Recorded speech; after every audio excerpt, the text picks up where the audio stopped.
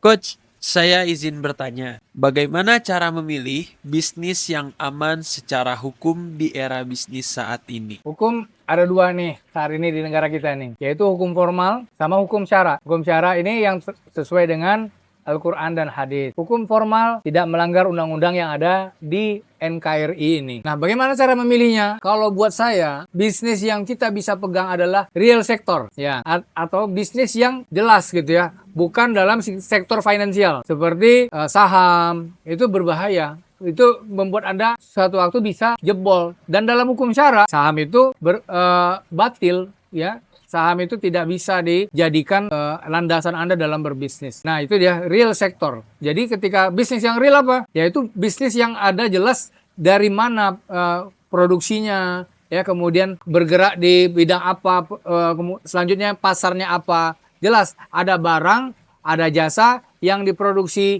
kemudian dijual kepada pasar. Itu jelas, itu bisnis real. Ya, misalnya bisnis edukasi, misalnya bisnis properti, misalnya bisnis perdagangan atau properti, itu mangga silakan. Itu adalah bisnis real. Jadi ketika bisnis real itu Anda tinggal melihat dia sesuai dengan undang-undang yang ada. Misalnya bisnis properti, bagaimana perizinannya? Sudah cukup atau belum? Atau ada yang masih ditinggalkan? Ketika masih ada perizinannya yang kurang, jangan diambil sebagai bisnisnya.